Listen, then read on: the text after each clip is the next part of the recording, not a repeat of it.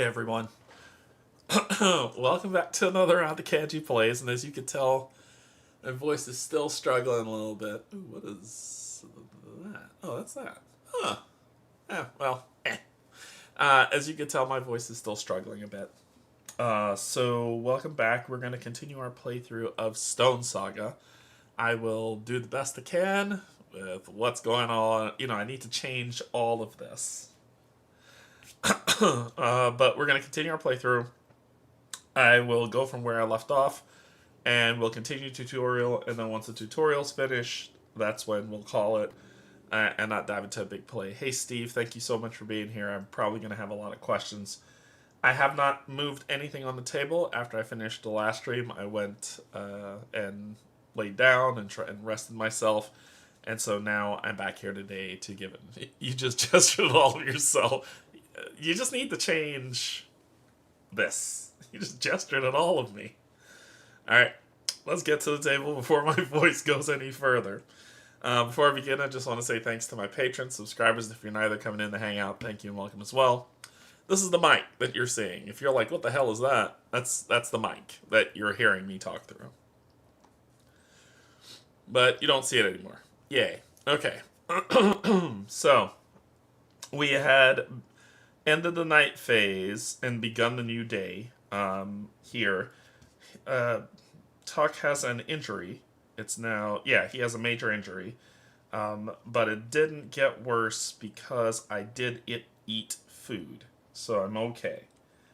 Or drank water. I did drink water. I didn't eat food. So now we're starting here. Our jobs are going to be learn to mine and gather resources. For gather resources, we needed 2 sticks, 1 vine, one of these, and then 2 more different stones. And that's what we're going to try to get by mining today. We also had a mystery that came up over here that we're going to check out. So the first thing, let's see. Let's let Gil do it. So the first thing Talk's going to do is get some water. It just costs an action, and Talk will give the water to her. So, cool. Then you are going to mine. So when we mine, mining costs 2 actions. And you do one of these lovelies here on the location, because we're mining at a chasm location. And then we're going to mine at 49. Oh my gosh, I sound so bland. Forgive me if I sound super bland. So, mining is a feature action that allows characters to gain materials. However, there are dangers involved, and much is left to the fate of the omens. A character can perform this action while they are at a terrain hex that contains a cave, a chasm, a dried flat, or moraine, or a mountain feature. We are at a chasm, and there is a cave one that's here. So we have options. Before mining, a player adds a variety of mining tokens to create a mining bag. Mining bag. Tokens to be added vary based on the feature where the character is mining. There are 5 tokens for each of the 4 types of stone: the cloud stone, river stone, clay, and sunstone. I believe we need a river stone and a sunstone to complete one of those. Each having one of the 5 omens printed on it. Omens are described in detail in the omen section on page 61. When mining, a player draws tokens from the bag and resolves effects according to the omen on the drawn mining token. To perform a mining action, a character spends 2 energy and depletes the hex. Then the players resolve in the following order. Number 1.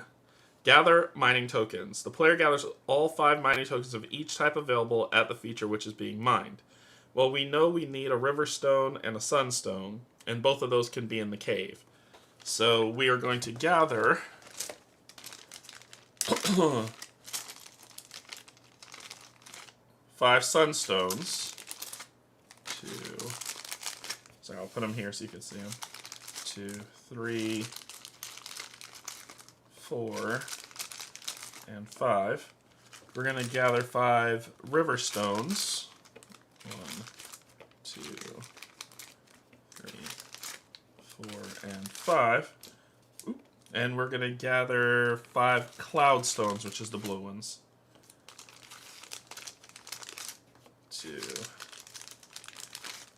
3, 4, and 5. So that's 15 all total right there. The next step says, shuffle the mining tokens. The players flip all of their gathered tokens so that the omens are not visible and mixes them by type. Okay. So let's move this over here.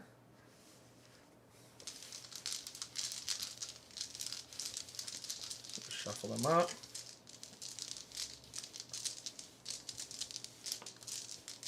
Okay, all shuffled. Prepare the mining bag. Without looking at the omens on the other side of shuffled mining tokens, the player takes a number of tokens and places them in the draw bag. The set of tokens is based on the feature that is being mined. So the cave is going to get 1 cloud stone, 2 river stones. Grab this one and this one.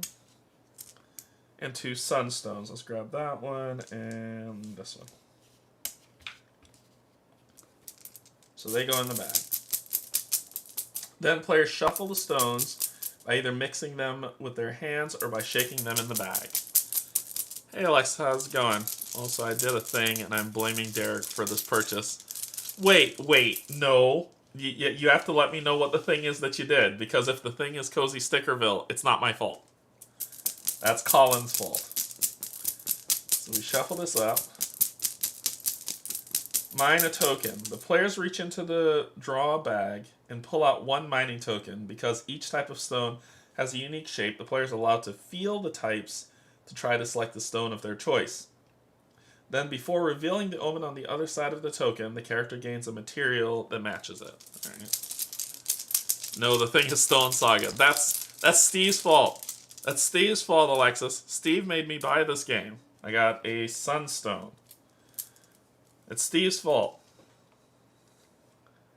Okay. Then I gain a sunstone.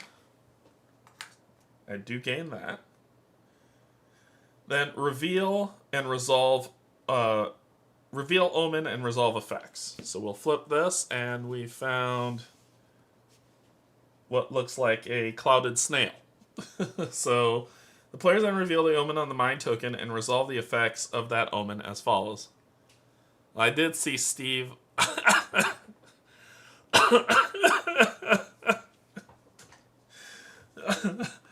Oh gosh, don't make me laugh. Don't make me laugh. Don't make me laugh. Oh goodness. I did see Steve. I saw you. Oh gosh, don't make me laugh. Don't make me laugh. Alright, if the revealed omen matches a current omen as described below, the player consults the mining chart on page 183 of the codex and resolves the effects listed in the intersection of the matched omen and mine feature. After resolving the effect in the mining chart, go to page what? 183 it says. That seems not. This book only. Wait, what number? Page number?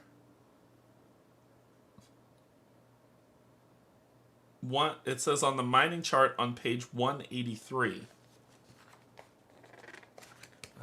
of the Codex book, probably. Yeah, it says on the Codex book. I have no idea. I have no idea what my current omen is. I will look up omens in a second to see what it is. Alright.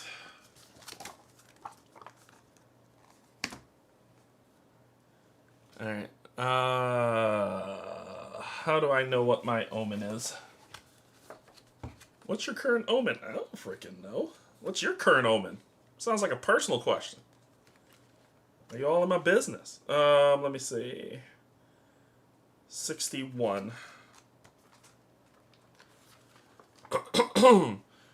Okay, omens are boons, banes, fortunes, and misfortunes that are cast through the Valley Celestial phenomena. And there are 5 omens identified as follows. Okay, so it is on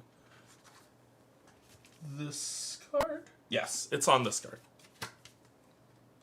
Well, it's not on the bottom. Oh, it's on the bottom of the most recent night card. That's this one. It's a cloud. This is the most recent night card in the discard pile. It's the cloud snail looky thing. Alright, omens. If the reveal omen matches a current omen. Ooh, goodness, pick up. Excuse me. If the revealed omen matches a current omen as described below, the player consults the mining chart on 183. Okay, so it does match. Okay, so it does match the current omen, which is that symbol of the night card. Alright. I lost my frickin' page. I lost my page. Mining is on 49.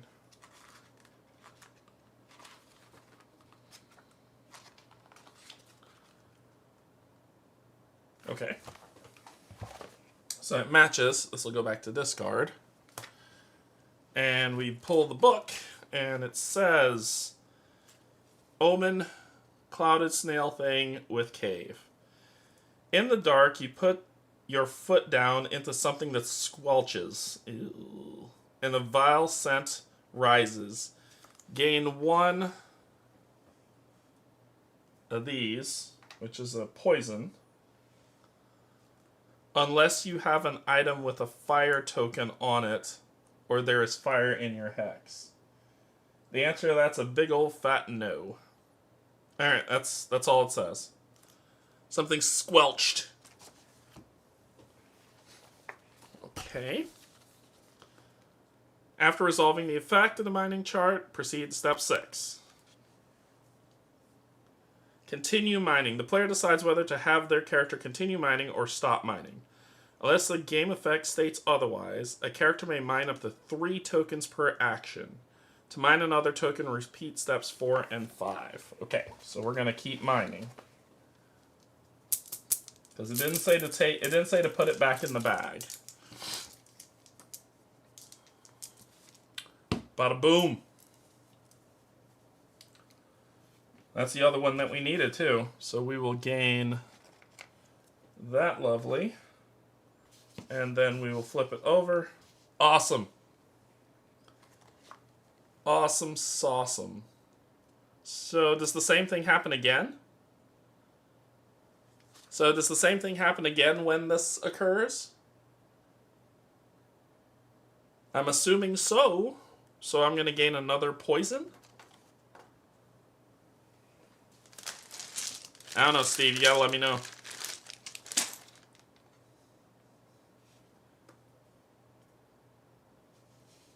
Yes, it happens again. Awesome. So I gain another fun thing. Here. Oh, God. This is why these need to have that grip.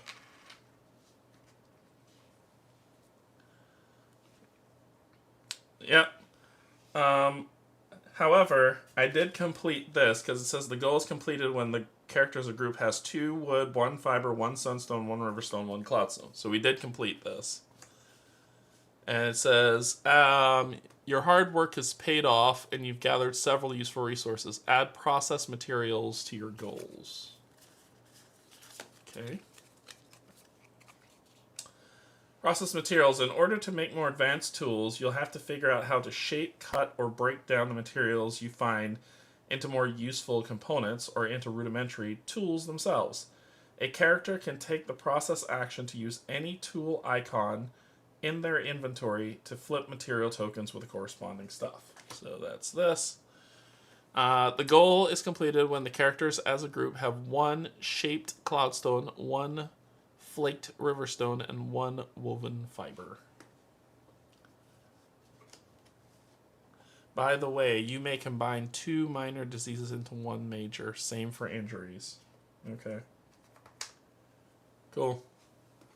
Good to know. Alright, and this one says, the goal is completed after a character mines. These stones will be crucial to tool making. Mining can be thirsty work, though, and your eyes turn back towards the lake. Add gather water to your goals. A character must gather water at a lake. The goal is completed after a character has gathered water, and each character has at least one water in the inventory, which we've done. So we can complete this. You return with fresh icy water. Add create shelter to your goals, which we've done. So the goal is completed after... Oh, after a what? A 2 shelter token, which we did do, has been taken, or 1 shelter playing solo. We finished that. Your improvised shelter only lets 2 people rest in comfort, but at least it will provide a break against the wind when you decide to rest. If you haven't completed Survive the Night, you must undertake that goal to proceed. I think we have... Oh, you must undertake that goal to progress, should it say. Yeah, I think we've done that one already.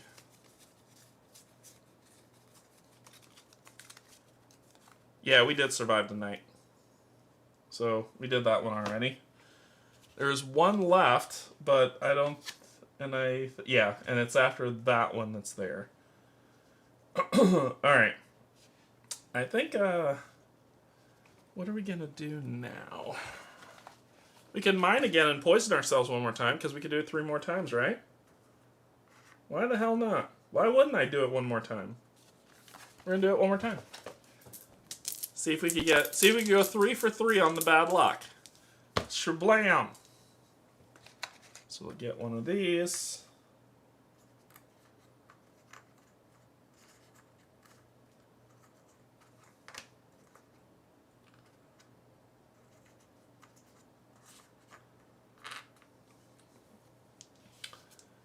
Alright. We're at 3 for 3.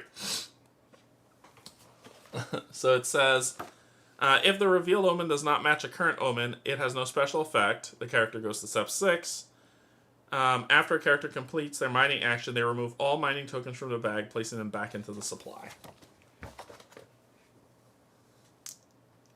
Which was just 2 left. Alright.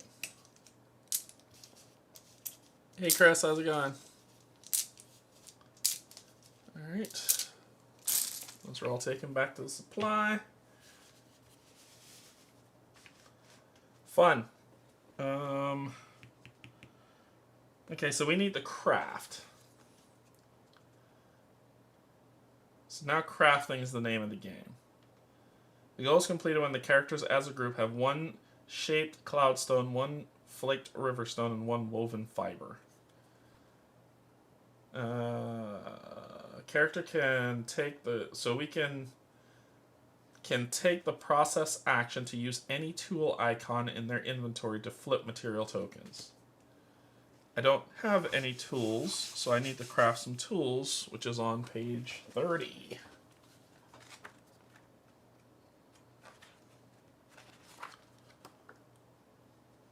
Oh, God.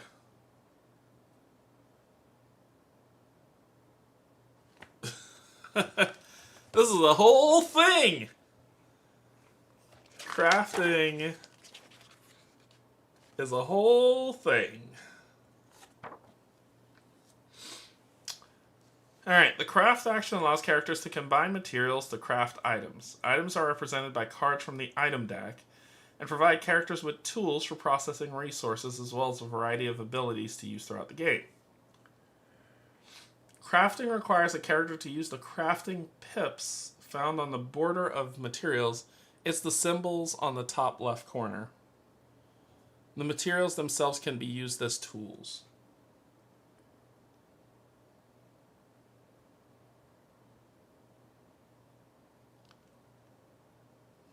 Well, let's look at processing. The process action allows a character to process up to 3 resources, such as a tough food or material. Processing tough foods prepares them for consumption. Processing materials can make them more useful for crafting or for processing of materials. To process a resource, a character must have one of the more specific tools. These are represented by the following icons and provide characters with basic capabilities such as cutting and making fire. These icons are found on certain material tokens, item cards, structure cards, site tokens, and other game effects. Components that serve as tools present a tool icon on their blah blah blah blah. That would be those two. Components that serve as tools represent a tool icon on their token or card. As characters process more materials, craft more items, and build more structures, they will gain access to more tools. If a tool icon on a component is presented with an arrow, this means a processing requirement instead of providing... If a tool icon on a component is represented with an arrow, that icon is a processing requirement.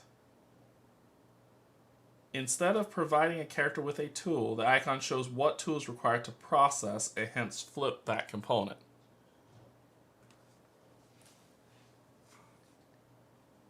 You can use the sun.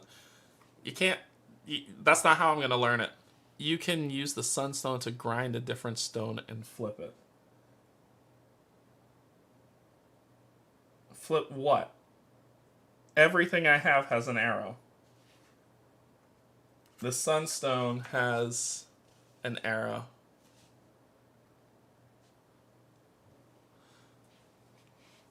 Yeah, and that's the thing I don't get. So let me keep reading here. A material may provide a character with a tool while also having a processing requirement. Some materials and items may have multiple processing requirements to provide multiple tools. If a material has multiple processing requirements, they must all be met to process it. A single material token can't be used on itself, even if provides the icon it requires for processing. But a different copy of that material can be used to process another token of the same kind. When an effect refers to a character having a tool icon, if you have the cut icon, a character counts as having that icon so long as any material or item in their inventory provides that icon. An example, the sunstone provides a grind icon and has a grind as a processing requirement, but a single sunstone token can't be used on itself. A second sunstone or other source of grind icon would be needed to process the sunstone. Hide requires both drill and cut to be processed. So we can do, I'm assuming, so we can't grind... Because it has that symbol, we can't use it on itself to flip this, but we can use it on this because that's a requirement to flip this over.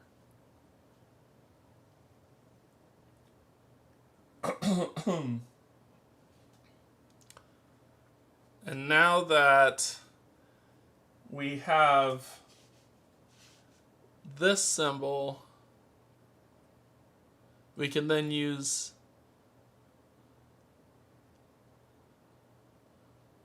We now have this symbol, we can then use that on this to flip this. Excuse me. Okay. Then, now we've got a carver. So we can use that carver. I don't know how much actions this uses. That's the thing. I don't want to burn action. So if I'm going to use the process action, how much can I process? To perform the process action, a character spends 1 energy. Then they can process up to 3 sources. Okay, good to know. So I'll spend the 1 energy. And that was processing 1, 2. So this processed 1. This processed 2. And then this will process 3. So that's the 3.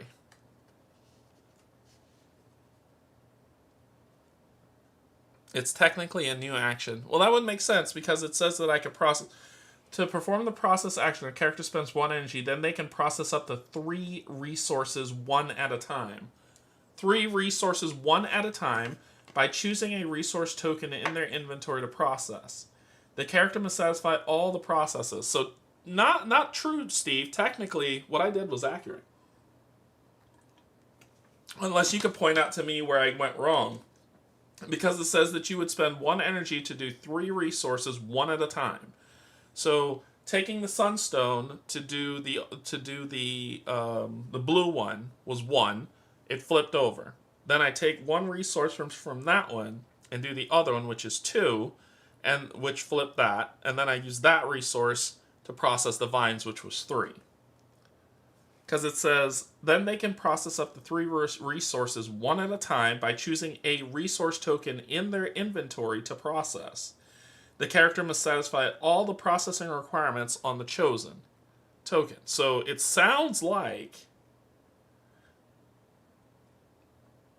and the example shows, during a single process action, which is exactly what I did, it said it was right. So let me show you this. The rulebook actually shows exactly what I did. So the rulebook said this is 1 process action. This did that. This did that, which flipped it here. 1. This did that, which flipped it here. 2. And then that did the other one. So what I did was right.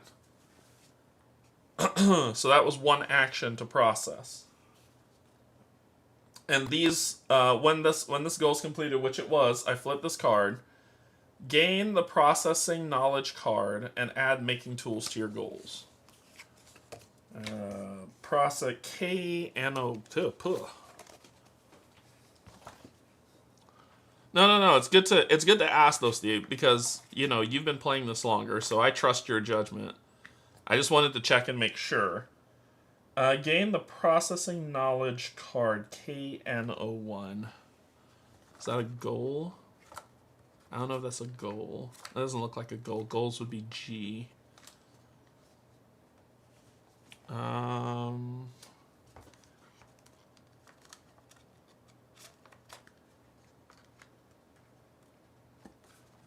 don't know what those would be.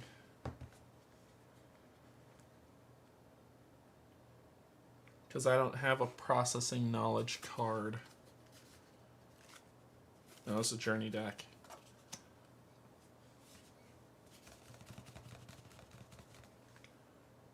What is the processing knowledge? Knowledge cards are always tarot sized. Okay.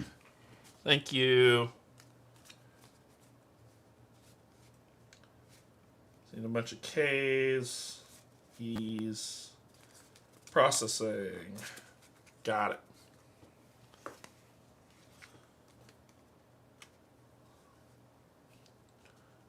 Processing knowledge. You've learned to reshape materials into more refined forms. Each character gains the following.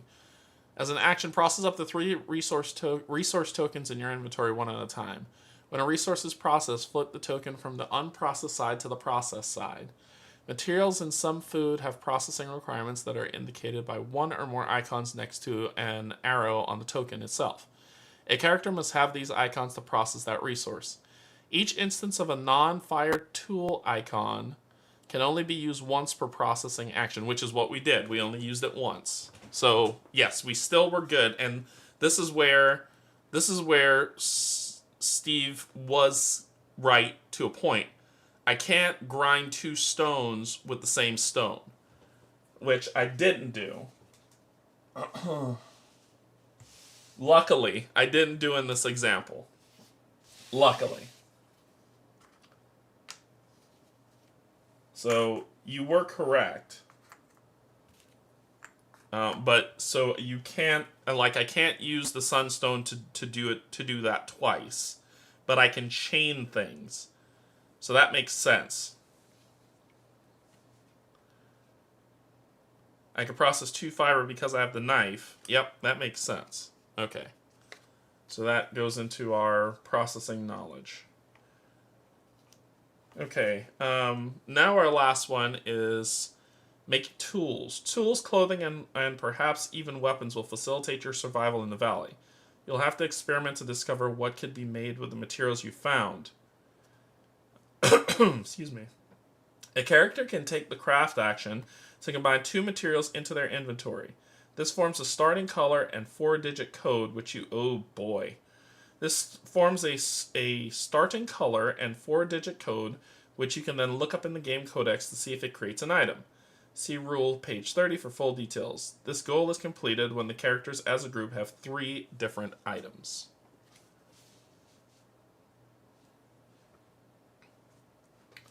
And this one is done. So that's what we've got. So we got to craft stuff. Okay, now we get to crafting. And I think this was one of the ones that Steve said he really liked about this game. How do you make fire? That's what I'd like to know. I don't think I can make fire yet. So we can... Excuse me.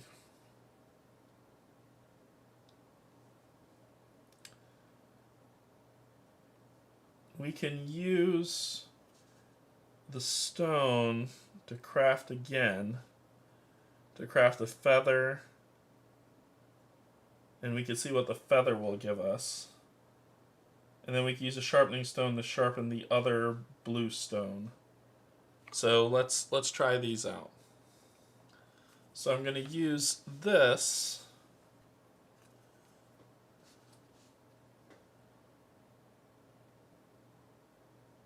The lighter sounds about right. Yeah, so I'll do this to take this feather that has a requirement and flip it. Oop. So that's 1. I will...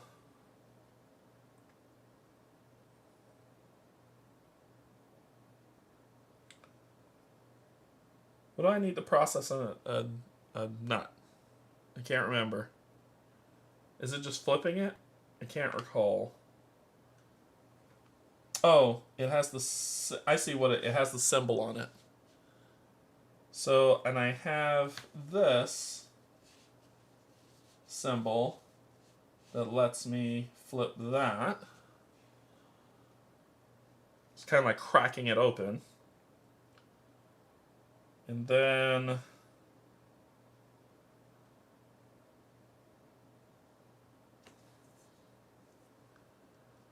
let's see, what else do we got? We got this symbol that'll be used to flip that.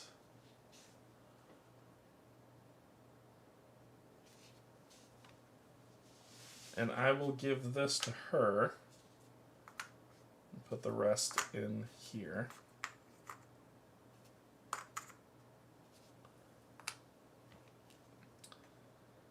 Alright. Now I need fire. Fire seems to be the big thing, so I have to figure out how to make fire.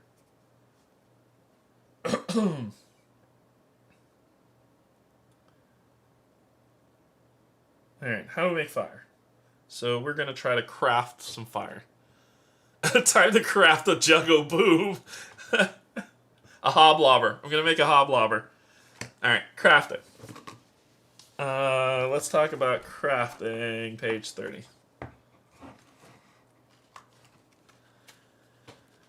Ugh.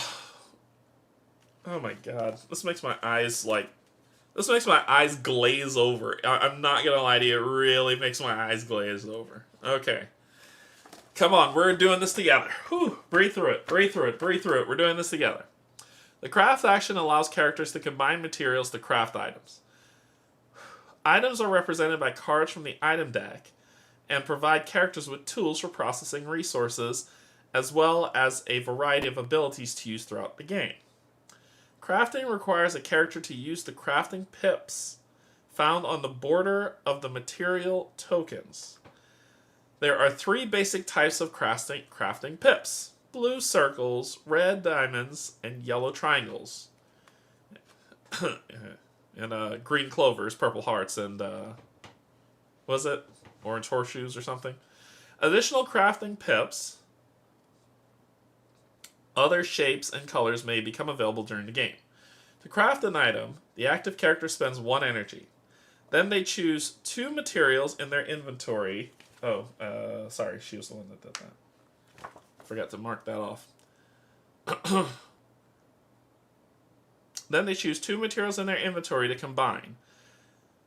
The chosen materials must have at least 1 type of crafting pip in common. The number of pips does not matter. Identical materials can be combined, as can materials of different sizes. After choosing 2 materials, the character places them next to each other, side by side. Then the character rotates the 2 tokens into a position where their inner edges, i.e. the sides with those tokens that are next to each other, have the same type of pip. Some pairs of material tokens can be rotated in multiple positions. Each position represents a different method by which a character can combine the materials. This means that a character can use different combinations of the same 2 materials to potentially craft a variety of items. The orientation of the token is not arbitrary. It provides clues about what item can be crafted. Players should consider items they think could be crafted and what orientation might help result in these effects. So it says that the stick and the stone, because they have the same arrows, can be. The stick and the stone sideways can be, and the stick and the stone with the red can be. But the orientation of them matter. And the symbols have to match. Okay, gotcha. After a character has chosen the mutual position of their materials, they determine that combination's crafting code. The crafting code is a color followed by 4 digits. It is based on the position of the 2 combined materials, and it determines which item the characters craft. Good lord. Oh, so it'd be 1, 4, 2, 2. Ah, I gotcha. The combined materials create 4 columns of pips along their token's vertical edges. Those columns are used to determine the crafting code for that material combination. The crafting code begins with the color that matches the color of the pips in the combination's leftmost column. The remaining portions of the code is determined by counting in each 4 columns from left to right. That makes sense. Okay. After a character determines a material's combination's code, they search for that code entry in the codex by turning to the recipes portion of the codex that begins on page 137. The crafting entries are sorted by color. Then read the codex entry that matches the crafting code and follow its instructions. If a code has no entry in the codex, no item is crafted with that code. Return the material to the character's inventory so it's not lost. Gotcha. Okay.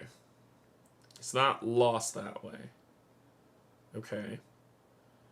But how it's oriented will give a clue at what it can do. Typically, the entry provides the name of the item that was crafted and instructs the reader to find that item's corresponding item card. Item cards are identified by the item number, which is presented on both sides of the card. When searching the supply for an item card, players should use the item number on the back of the card to avoid revealing any cards the society has not yet crafted yet. Come on, get over it. When a character gains an item card, they add it to their inventory. The back of the cards show the item's crafting combination. Null icons. The border of some materials has a null icon instead of pips. A null icon can't be matched to a set of pips or another null icon. When combining materials with the null icon in the row that forms the crafting code, the null icon must be oriented so it is the last column in the material combination. When determining a crafting code, a null icon is a 0. Okay. Cool. Let's craft some crap.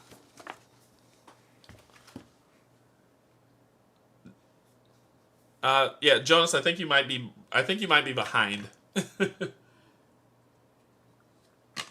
Okay. So let's craft some crap. One of the things that they said was that its orientation matters. So, if I look at the stick and the stone thing, right? So if we're striking down on a stick, that's doing this to me. That's like trying to catch it on fire. If we are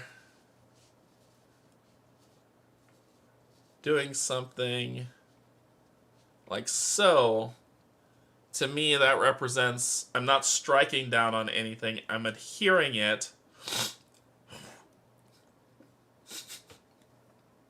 I'm adhering it to the stick. So let's go.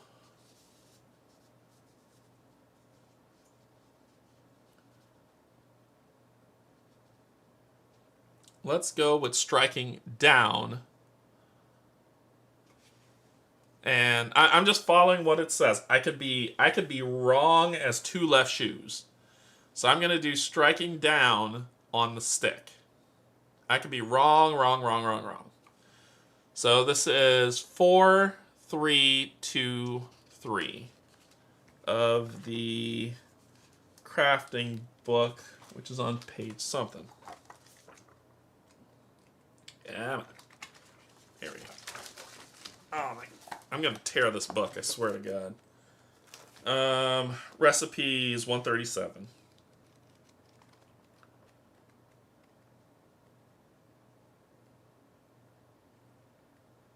Okay, so I'm looking for 4323. 4323. You've made 4323. You've made a riverstone knife. A knife is a useful tool for cutting materials and can be used to defend yourself. Discard materials used and gain the riverstone knife item card. Search the item deck face down for IT02. Record the recipe for this item on the page in the journal and blah, blah, blah, blah, blah, blah, blah. Alright. T02, it says? T02. Ooh. It's interesting. 4323, but there's some other combinations to get it. We got the Riverstone knife, which has 2 cut symbols on it. When you test something, I don't remember all the names, I'm so sorry, to fight, you may re-roll a die. If the result of the re-roll is a 6, discard this item, which is probably going to be that. So that goes there. These are discarded. And we got a knife. Okay. Well, now my confidence is a little shot.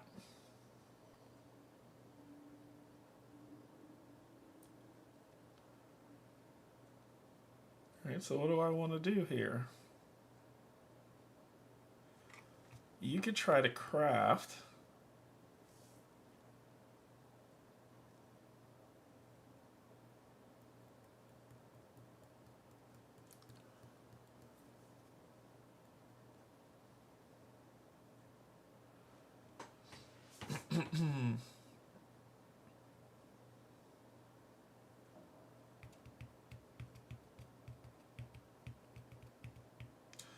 Why don't we just rub 2 sticks together and see what we have? Let's just rub 2 sticks together. 2, 3, 3, 2. So let's spend the thing to craft and do. Yeah. Let's rub 2 sticks together and see what we get.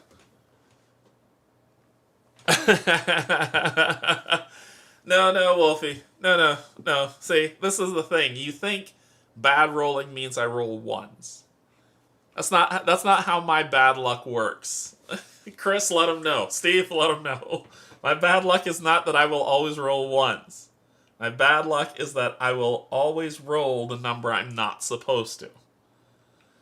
So let's rub 2 sticks together for 2, 3, 3, 2. And I did spend the action. And knocked over the minis. And knocked over more minis. 2, 3. I wish my bad luck worked the way that you say. I wish I could tell you it worked that way. I wish I could tell you that. So let's see, what was it? 2, 3, 3, 2.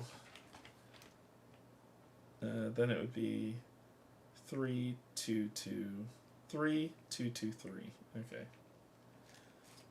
Okay, 2, 3, 3, 2 is not in the book. Alright, so that is a wasted action. These aren't lost. We're going to spend all day crafting, and this time we're going to spend... Let's do the blues, just... Well, it would have to be, like... How do you orientate this so that one's going down, one's going across? Like so. So I flip that, and it'll be 2, 3, 2, 2. 2. Nope. I'm just trying to make fire. That's all I'm trying to do. I'm trying to make fire. So you're going to go one more time. And let's just do the blues. 2, 2. No, let's try something else.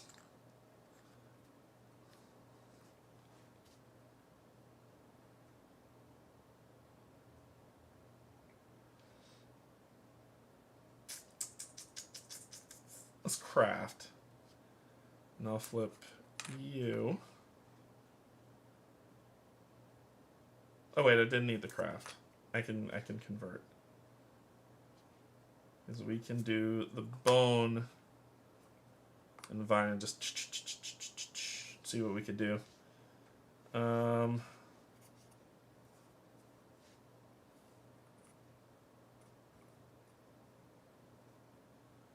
Let's see what we get with the bone and the vine for 3, 2, 5, 5. 3, 2, 5, 5. 3, 2, 5, 5. You've made a broom! Wait, what? 3, 2, 5, 5. Yeah, you've made a broom. While it's a simple and rudimentary tool, it is still important to keep your home tidy. Discard the materials used and gain the broom IT-25. IT-25. It's not what I wanted, but I'll take it. That is not what I wanted.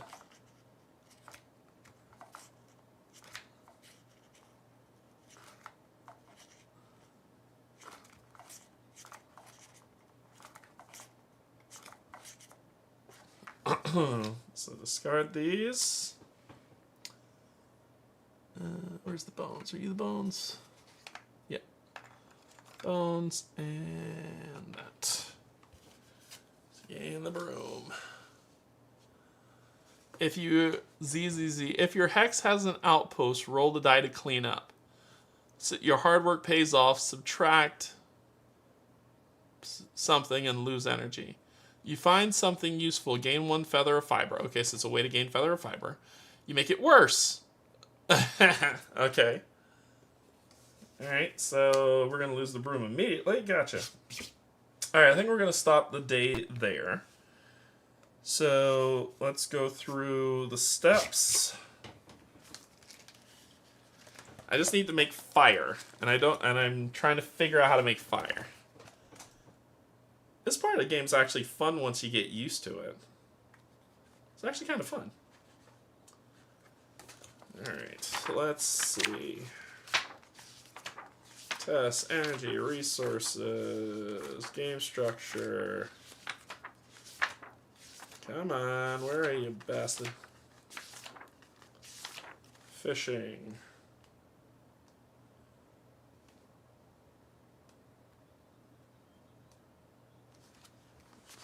Is this it? It's the night phase, right? Yeah. Okay. Check for perished characters. No one has perished. During the recover step, characters consume food and water to gain energy back, degrade conditions, and avoid injury. To consume food or water, a character removes a water or food token. Okay, so we consume water. Boop, boop. I think the items and supplies are supposed to be equipped to one person. Well, the broom... Oh, gotcha. Gotcha. I've been making it a team thing, right? Here, I'll give you the broom. How about that? There we go. Boom. Each character gains energy according to the number of characters in the game. So, this is just rested. So, 1, 2, 1, 2.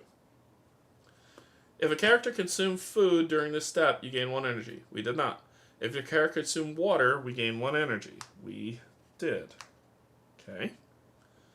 Each character is comforted by the presence of shelter or fire. If a character is in a hex that provides shelter or fire, or both, they gain 1 energy. We have the shelter.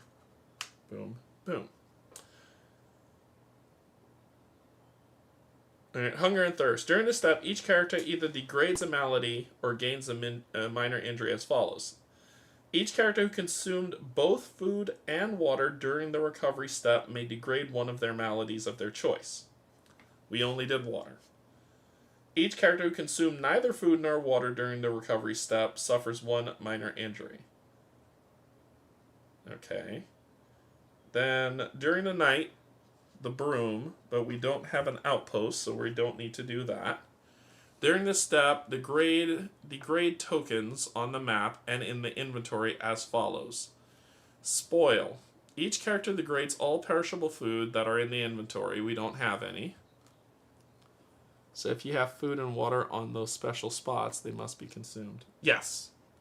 Did I do something wrong? Okay. For each hex, remove a depletion. For each hex with a fire token, degrade that token. Instead of degrading a fire token, any character in the hex may discard 1 wood to rekindle the fire. When a fire is rekindled, it is placed on the side. So, reconcile inventory. Oh, I did eat the nut. Oh, you're right. I was supposed to do that. Yep. And because I did that, I could do the malady. Thank you. That was sated. Food and water during the recovery step may degrade one of their maladies of their choice, which we did. Thank you. Because that's what I was looking for. I forgot that was there. And I forgot what I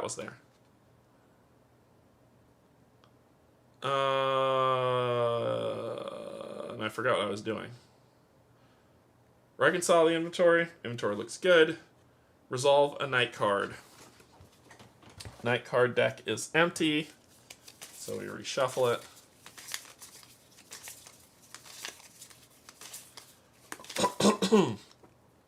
And I think it's for each, right? Each character one at a time. So the first one will be you.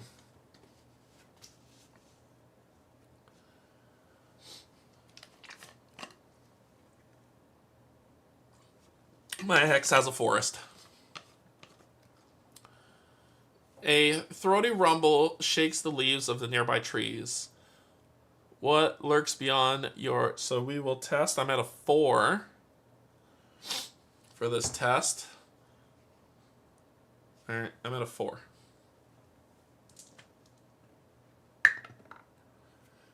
It's 9. You sharpen your resolve. Gain 1 boost to your stuff that... Names of things I don't recall. Because I was too busy being sick. Oh, it's this one. It goes to 2. Okay. Then for you, Resolve if your hex has it does have a lake. The stars swirl on the surface of strange waters you behold. Test. So I'm at a 5 for that one. To find the familiar patterns. Add +2 if you're attuned and +2 if you have a tell. Add it. So it's just a 5. And I have a 5. What are we doing? Sweet! That's a 6er. And that is not the symbol I was testing. 6. Bestial eyes in the dark. Add 1 of these. Alright. What else do we do?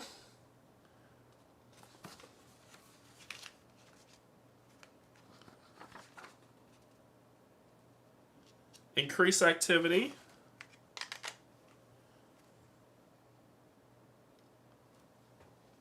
And we check what's on here. So we're at 7. 7 says your character steps up to assist you in your efforts to survive in the valley. Each character rolls dice and gains one of the corresponding resources. So Took, roll a 3. You will gain a bone. Okay. And Gil, roll a 5. You will gain a cloud stone.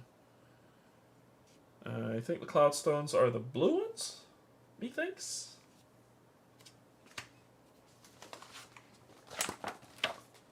Cloudstone, Cloudstone, Cloudstone. I think that's the blue one. I'm not going to remember this. Let me see if the quick reference.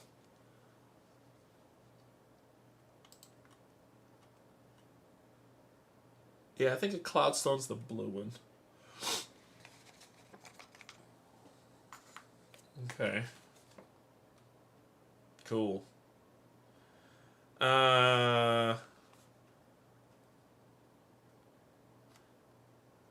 Let's see.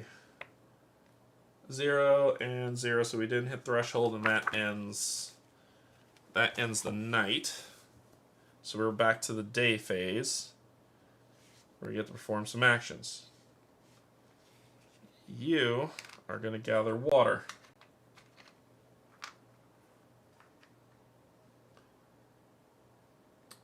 You are going to process. So we're going to spend that to process this. 1. You're going to spend that to process that. 2. And then you're going to use a knife to process the vine for 3. Then let's hunt. Let's say we hunt before we start crafting again. Let's hunt. So you are going to spend, not hunt, but what do you call it in the forest? Forage. Forage. Put that here. And we're going to forage.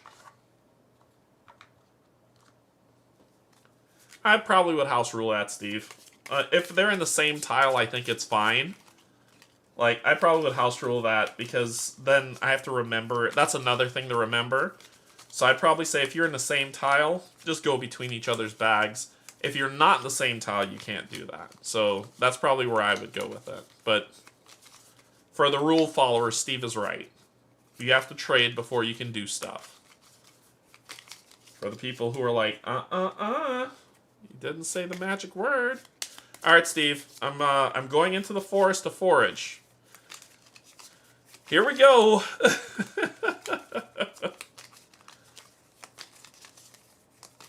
I'm going into the forest to forage. This is the thing. Steve sent me like a bunch of messages to try to make sure I understood how this worked. But whew. The challenge goal is I have to have 3 different items. Once I do 3 different items, the challenge is completed. I only have 2. But I want to go for some more materials. We'll craft after this.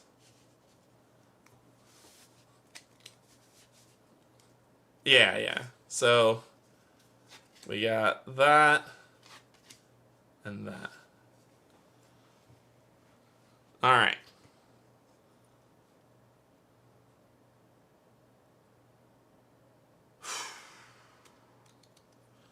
All right, follow me here. Follow me here. There's a vine wood, a creature, and there's a monster in the background. There's two of those flowers in the front ground background. So I'd say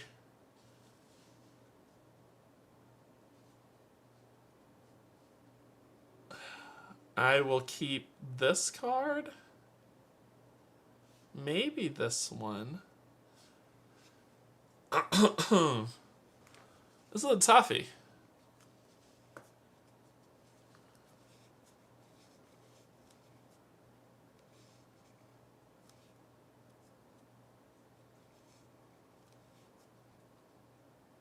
Okay, let's keep this one and ditch this one.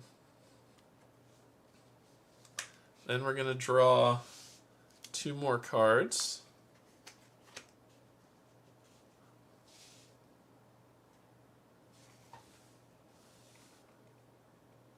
Those are vines, it looks like. It looks like vines.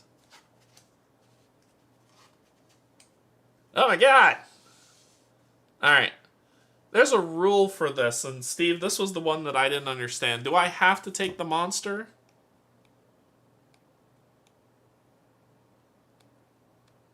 Foraging. This is the part where... So the predator got you. I don't know what that means. Trying to talk to me, I know it. Foraging.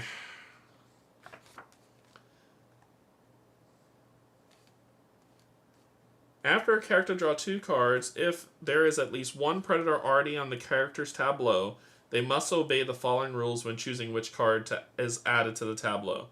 The character must add the card that has the predator depicted on it if able. So I have to do this one.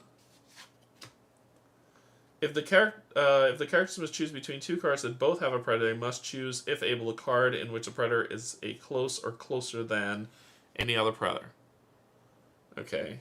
The player performing the forage action can repeat the search process any number of times until the deck is exhausted, placing 1 new card into the tableau for every 2 they draw. However, if a predator is ever shown in the foreground of a card in the tableau, the player's character is spotted by that predator and must encounter it. This ends the searching step of this action and prevents the character from harvesting or hunting. A wildlife encounter with a predator is resolved instead, which is on page 48. Wildlife encounters occur when a character performing the forage action is either hunting for prey or a predator or is spotted by a predator. Wildlife encounters can also occur at other times as dictated by game effects. Encountering a predator. While foraging, a character may be spotted by a predator, this is like the 3rd time they've said it, or choose to initially hunt one. In either situation, the character must choose to either fight or retreat. To fight the predator, a character chooses to perform either a dexterity or a might. We're going might all the way with following tests.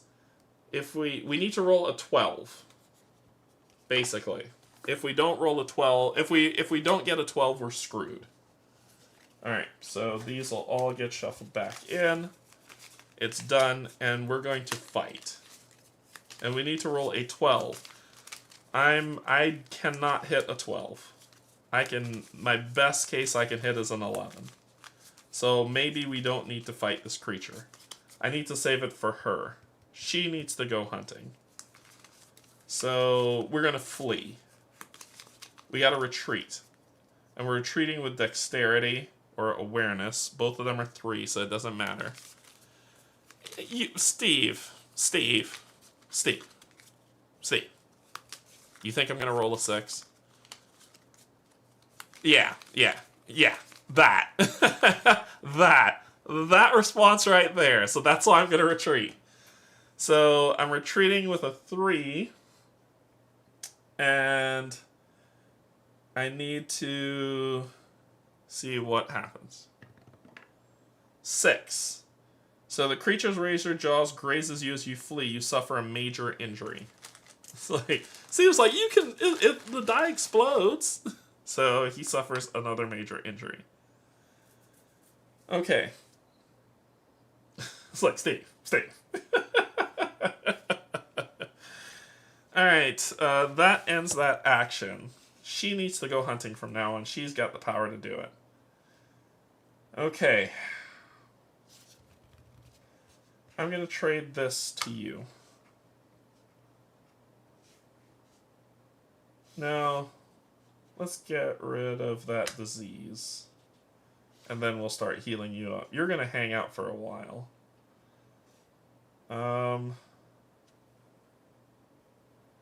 She can move to this mystery and see what the mystery is all about. All the boot. And then she could go hunting. So, move. How much does it cost to look at a mystery? I think it just happens when you move in, right?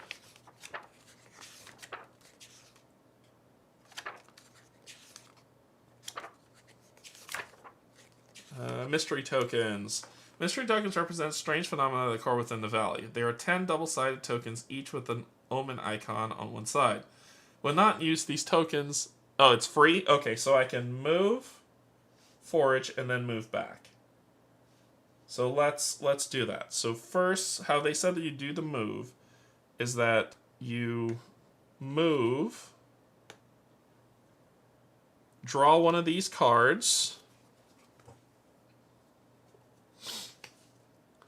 resolve if you are alone. I am. Depredation. You hear a growl as a fearsome predator descends upon you, and suddenly you are in a life or death battle. Encounter a predator, which is what I just did. Substituting the results below as follows. Okay, so let's see how we do. So this is going to be a fight. We're encountering this predator. So I got a 5. Oops, sorry, you didn't see me roll. I got a 5 plus 6 plus 2. So that's 11, 12, 13. So that's 13. You smash the creature's jaw, and its withdraws. Gain 2 teeth.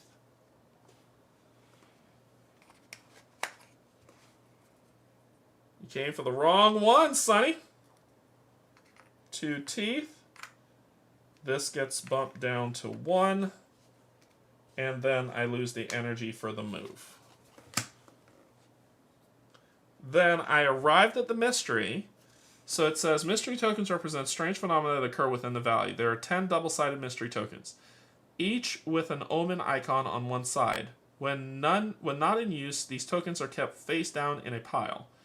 If an effect instructs the players to place a mystery token in a hex, the players randomly select a mystery token and place it face down in that hex without looking at it. After a character enters a hex that has a mystery token, they must confront the mystery.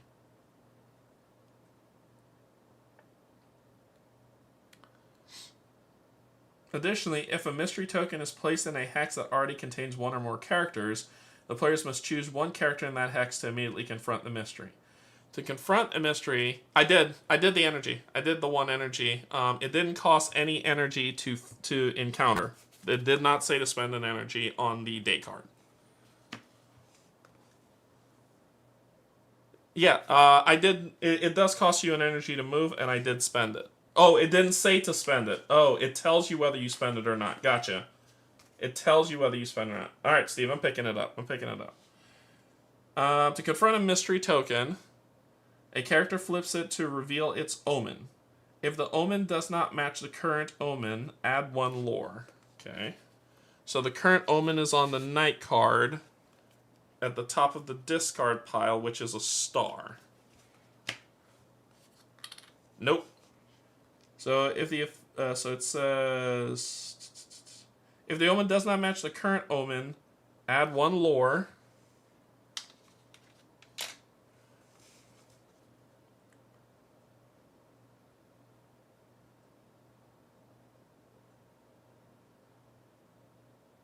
After confronting a mystery, the token is returned to the supply.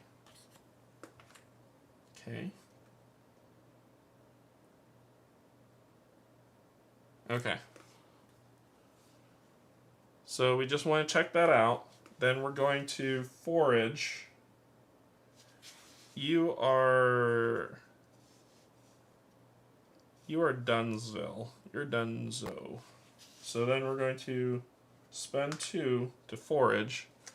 That's why I put the forage deck to the side somewhere. Or did I put it back in its... No, I didn't put it back in its stuff. I put it aside... Oh, here it is.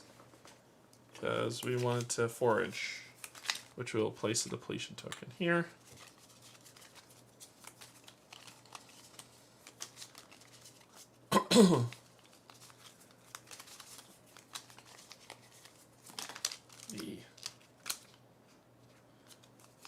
Be a lot easier if I sleep these, right? Good lord.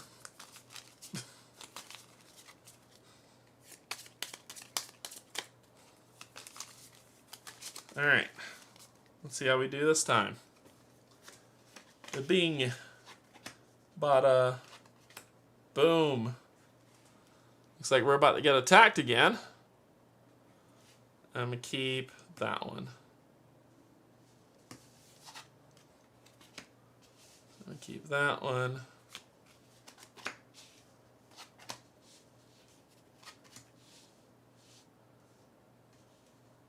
Alright, so the creature didn't get me. Do I have to select this one? This is where I get confused about foraging. Do I have to select the monster one, or can I ignore it?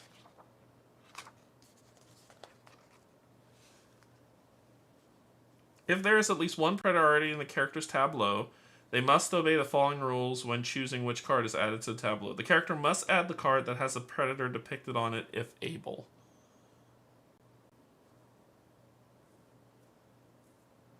If the character must choose between 2 cards that have both a predator, they must choose, if able, the one that's closest. So I have to pick this one.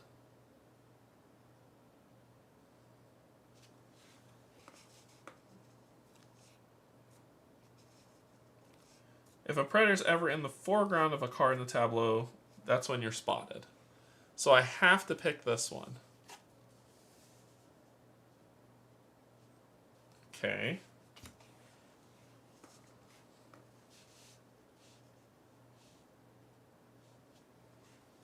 I could try one more time and see what happens.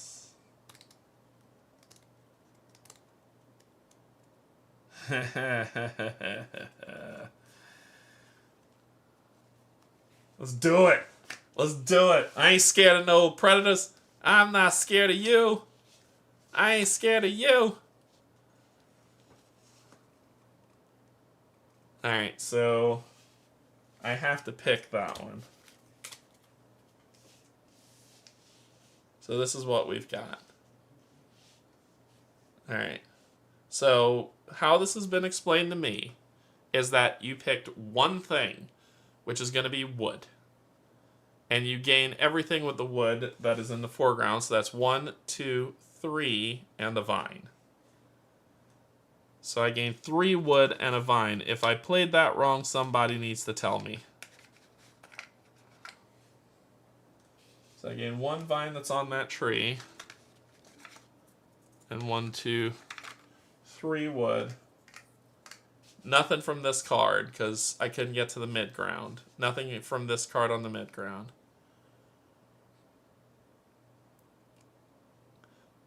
Correct, but you also get pitch. Where do you see pitch? What did I miss? What did I miss? What did I miss? What did I miss? F007 has pitch on it. What is pitch? What is pitch?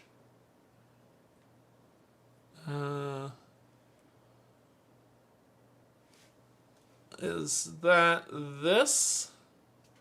Let me see if I have a... Oh, I do have stuff for that. Yep. I got one of those. Okay. Targu dripping on it. Yep, got it. So that's what I get for this. Awesome. Alright. That was a successful... hunt. Or forage. Keep saying hunt.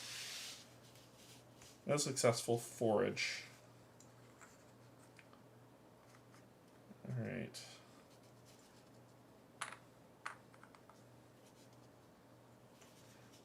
Alright, so we need to fit all this in our bags. I should have given you something before I left.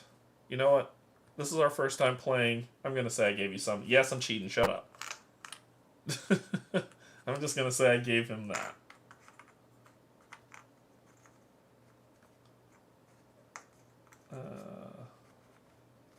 Push this here. Push that there. Those fit except for one stick, which I can't take with me. Oh, I don't have to make things fit until during the night step. Alright, dump it all in the bag. And then my last action, well, not my last action, my next action, I'm going to move. I have to resolve this. Yeah, it's a journey. Resolve. Sorry, fog. Despite your claims to the contrary, you are quite lost. Okay, that's a 5 for me. Alright, we need a 2 or higher. 6, so that's 11. After a great deal of tiring trudging, you find your trail. Lose 1. Okay, so we lose 1. And then we are going to do some trading. Free trade, free trade. Make sure everything fits in the bag.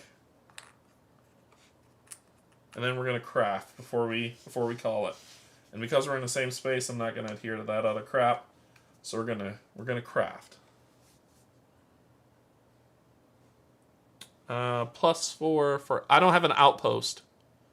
I don't have an outpost.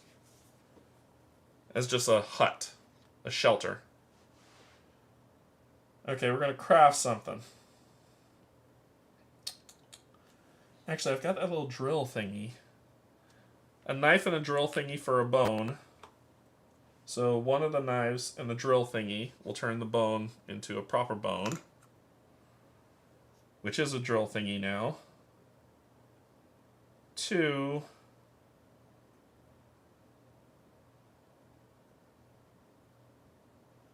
We're going to take this knife thingy to use on this knife thingy to turn it into a tooth. And 3, we're going to use this knife thingy on that knife thingy to turn that into a tooth. Sharpen teeth with teeth. Okay. We're done. We're done, we're done, we're done. We're done, we're done, we're done. Okay, so check for perished characters. None. Recover. Characters regain energy. This card is screwing me up. That card's not well written. And it's going to screw me up if I read it. I have to read the night phase from here, because this thing says if you're playing with 2 players, it's different, which isn't represented on this night phase card. So it's going to screw me up.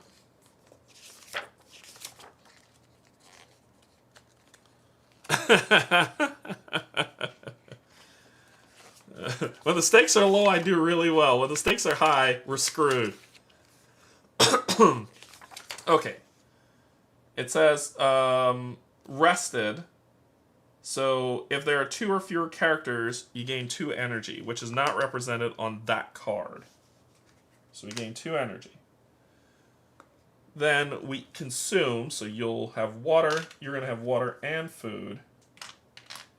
So you'll have water. You had water.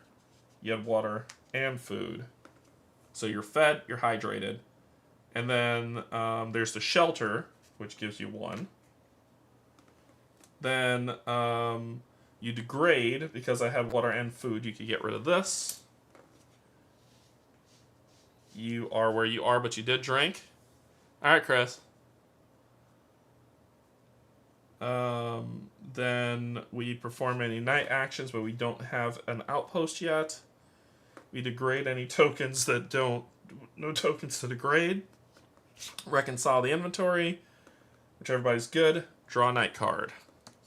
For each. Tuck first. Resolve if there is a mystery token in an adjacent hex. Otherwise, resolve Tranquil Night. Tranquil Night.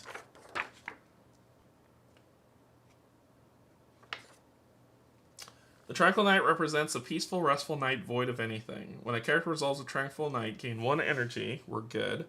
If they can't, we boost. They gain a minor boost to any attribute of their choice. So you will gain... Let's do a boost to you. Oh, and I did the fight test and didn't... No, I did degrade that. We're good. We're good. Then for Gil...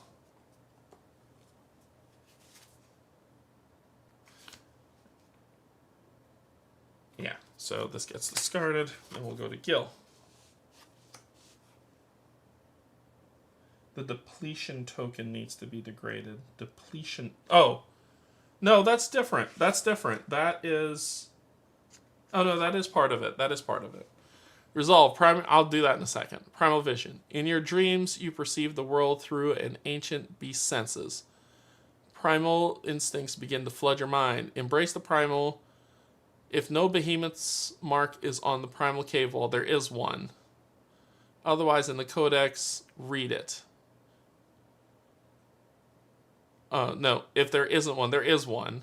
Otherwise, gain 2 to fight and add 1 activity. So activity goes to 8. And my fight just flips. Maintain your sense of self. Lose 2 energy. Then place a mystery token on a randomly selected blah blah blah.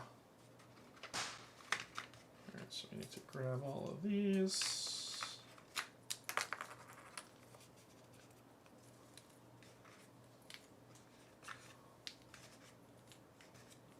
Throw them in this bag. Mix them up.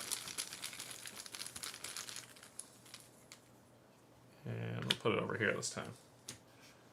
These should have been cleared off. Alright.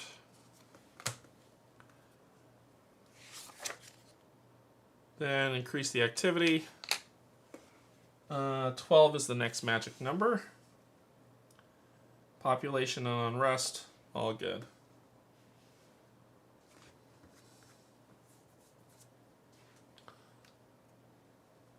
Oh, god damn it. I do that every time, don't I? I do that every time.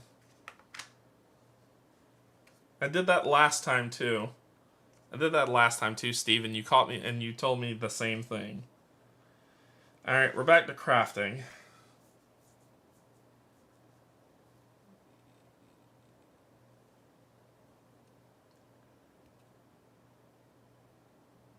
I need some form of flint. Like, this is a good stone knock. Because it has the... And then we could put it against the stick. And maybe that might work. 2, 4, 2, 3. Alright, let's spend an action to craft. Let's see if we could craft something. Let me see if the app will lend us a hand. Flipping through that book's going to make me want to be angry. So 1 second, let me see if I can get the app up. And if the app has crafting, that's what we're gonna use.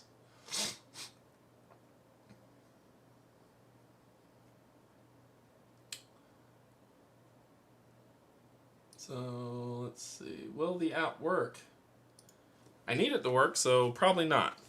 I'll look in the book for right now. Crafting 137.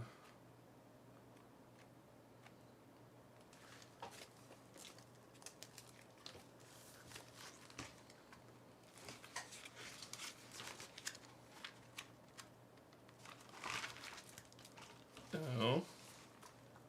It says crafting, right? It's recipes.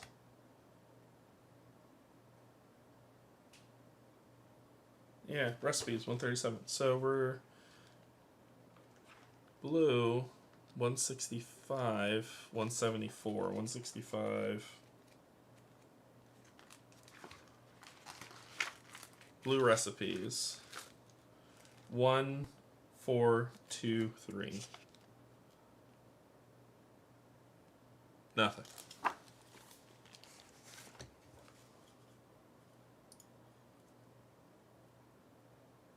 Codex. Recipes. Okay. Whew. There we go. All right.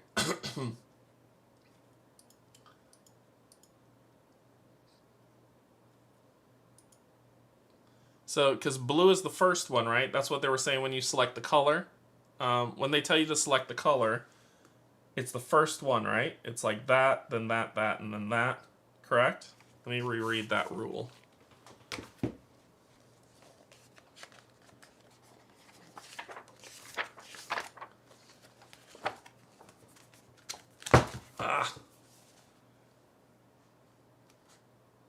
Crafting.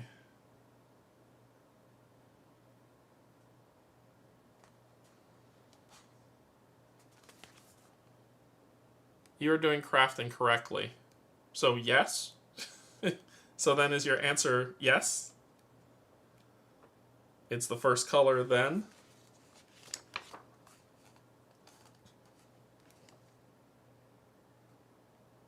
Yes. Alright, so it's blue 2, 4, 2, 3. Blue 2, 4, 2, 3. You're quite sure these... Oops, sorry, you can't see them. You're quite sure these materials can be used into, can be made into something useful. Perhaps a different orientation will yield you a result. You may immediately recombine the same materials in a new craft action without spending energy or return them to the inventory. Alright, so... Then... What will we try? We can try...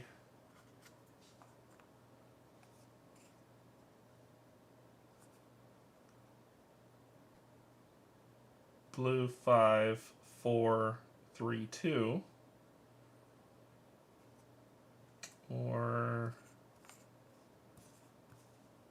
blue... We did blue 4, 3, 2, 3.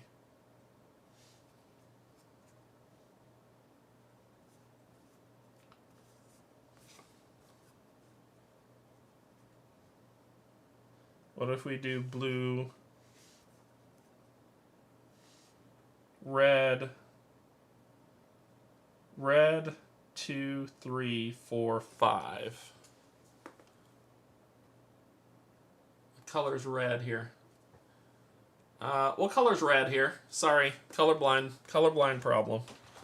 Oh, it has the symbols. It has the symbols. I'm gonna use the symbols. Red. Okay. Yeah, that the symbols helped. 2, 3, 4, 5. Cloudstone Club. You made a Cloudstone Club. This is a mighty weapon and can be used to fight off predators and other threats. Discard the materials and gain the Cloudstone Club item cards. Search for IT-14.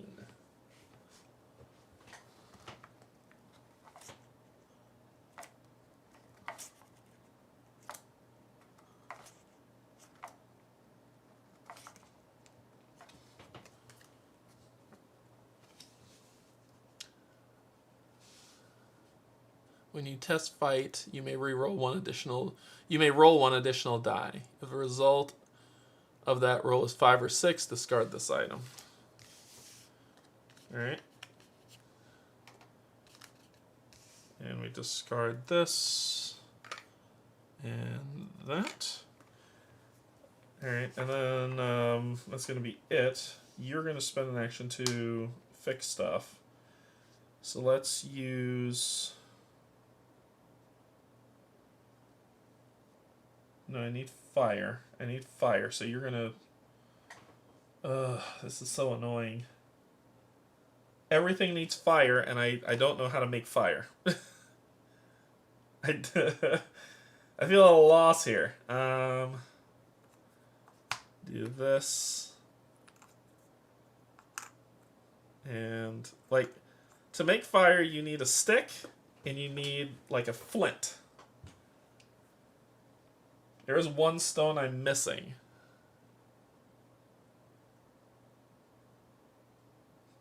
I probably need to go find that stone.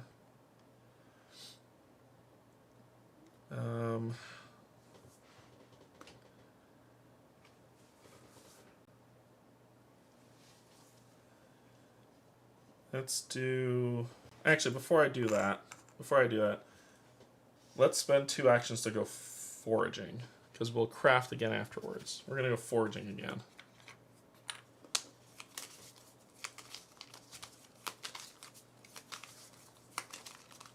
I should go fishing, but I suck at fishing. So, foraging seems to be the way to go. Boom. Oh, you bastard! Crap.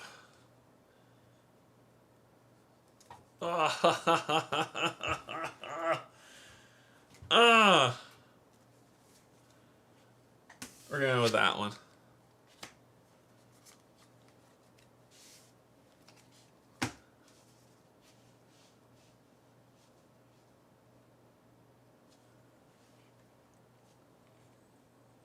Alright, we're gonna...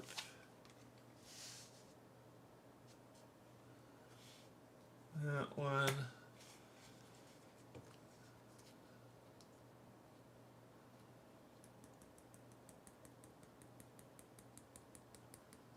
What do you think? What do you think? One more time? No, I'm gonna stop. I'm gonna stop there. I'm gonna stop there. So we're gonna get 2 of these. 1 of those. And I'm assuming that's a bone. 1 of those.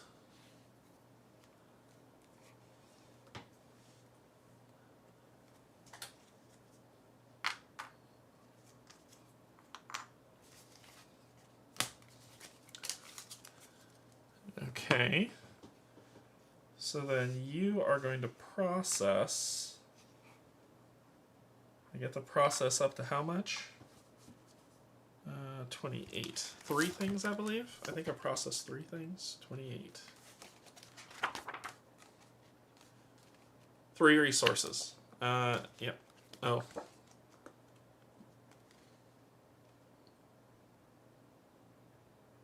One by one. 3 resources, 1 by 1. So, 1, 2, 3. I'll go in your bag. You are going to gather water.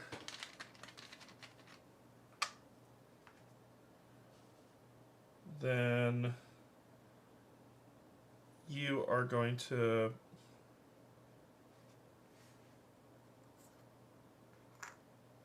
I freaking don't know how to make fire. Why? If I was out, I would know how to make fire. Oh, I have 3 times. You're right. I have 3 times. You discovered the means to make some useful items. These and other items you'll discover will be invaluable to your people. Gain the crafting knowledge card. You've completed your last goal of the challenge. Refer back to the challenge card to see what happens next. Let's see what we need. Crafting. Okay. By combining 2 materials, you can create more complex tools. Each character gains the following. Energy. Attempt to craft an item. 2 items can be combined. That's what we were looking at before. Alright, so we completed this. Refer back to the challenge card to see what happens next. At the end of the day, if makes tools is complete, read 200. Okay. So we gotta wait until the end of the day. Why do I not know how to make fire?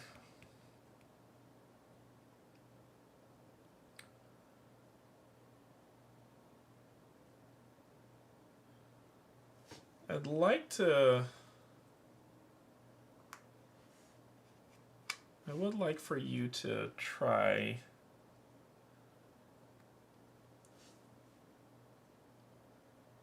If we do a claw and a bone, we could get a spear. If we do a claw and that, we probably get an arrow. If we do a vine and a stick, we'll get a bow. What happens if we combine two of these bad boys?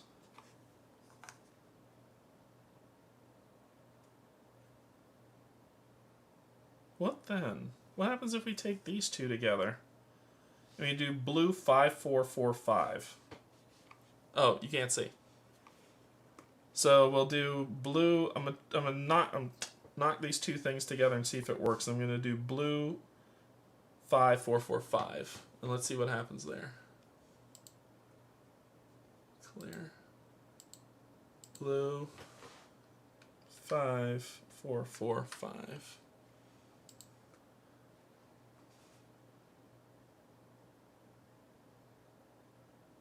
Huh.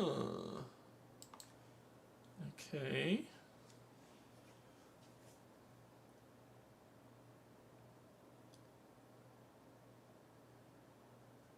But if one's going down, one's going up. Blue 2, 4, 4, 2. Blue 2, 4, 4, 2.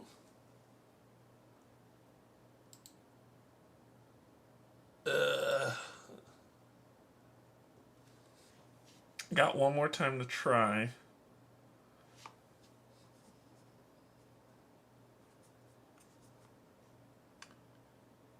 Yellow 4, 5, 5, 4.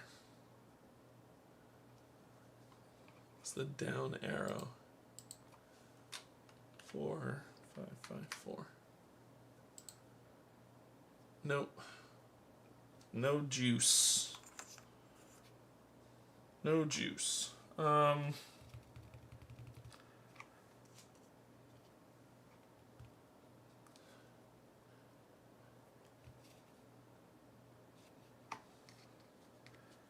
So I've done... Two different stones could do it. 2 sticks, maybe?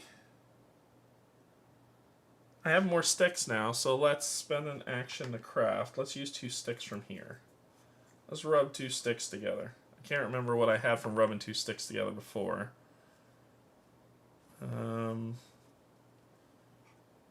So yellow 3, 2, 2, 3.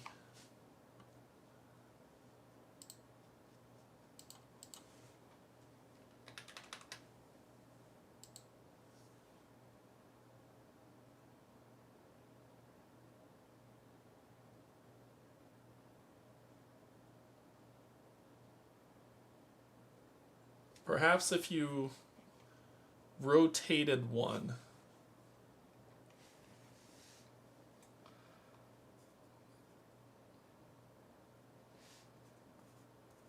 So let's do it like this. Red 3, 2, 2.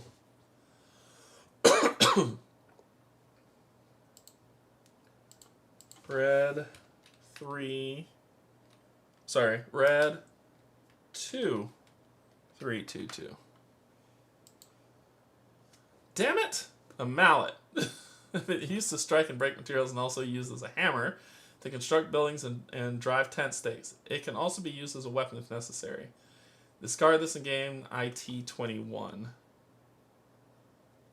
IT-21.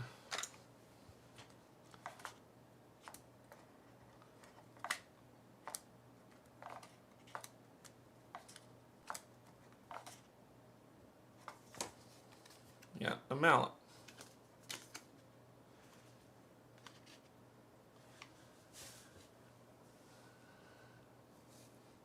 I've tried 2 sticks together. I've tried 2 stones together.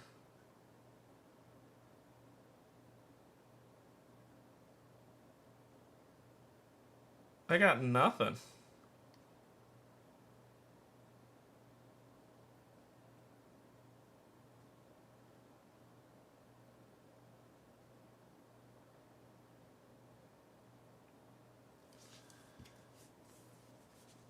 I got a whole slew of nothing.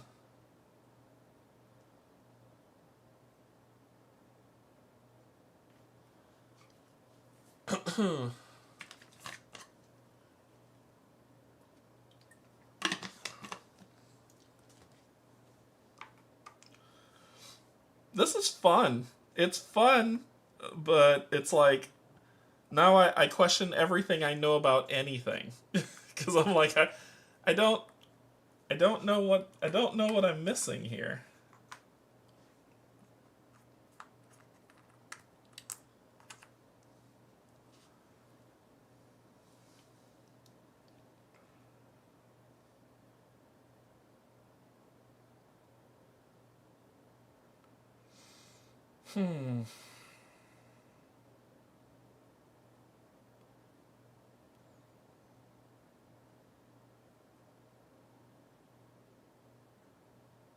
I don't know.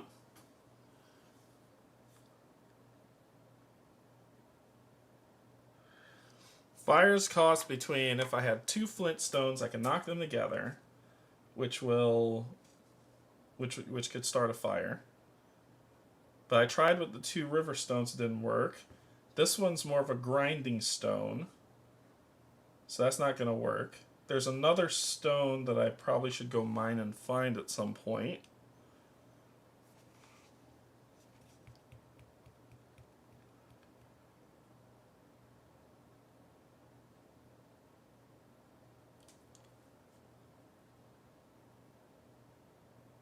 No worries, you figured out the hint I was going to provide anyway. What was the hint?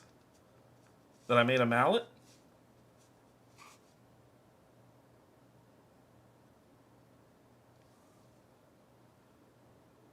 What was the hint?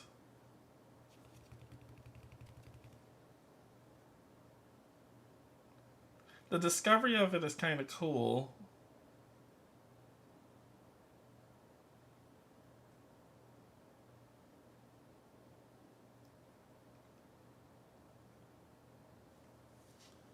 The hint was cloudstone is a striking tool. Yeah, but we're striking it against not a stick, against another stone.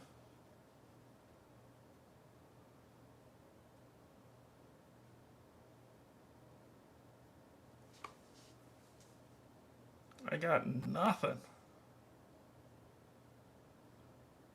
Maybe the other stone that I don't have, maybe that will be what I need. So I probably need to go mining to find that other stone.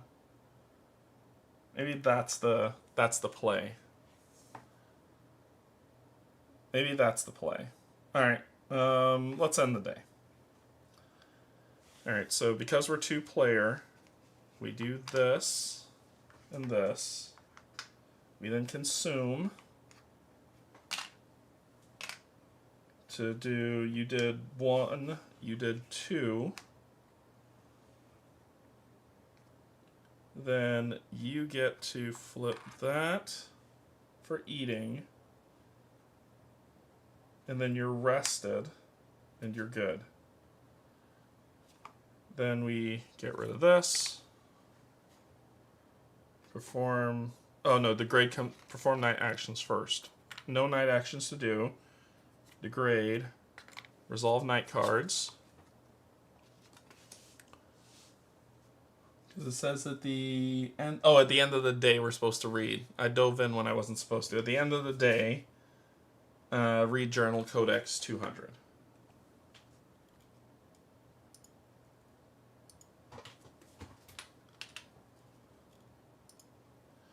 By finding vital resources, crafting tools, and preparing to build shelter, your people have created a solid foothold in the Vale. When rumors spread, a shadow that swallows the moon clouds of disturbed dust and howls that echo off the high mountain. At the end of the day, you may end this challenge. Add putting down roots to your looming challenges. Then, as a group, the players must choose one of the following paths for your society. Prioritize exploring the valley. Focus your energies on stockpiling for winter. We're gonna stockpile for the winter. Add, illustrate the saga of the hardy wayfarers on the primal cave wall. After making his choice, end the challenge by following the instructions in the ending a challenge on the rule book. 95. 95.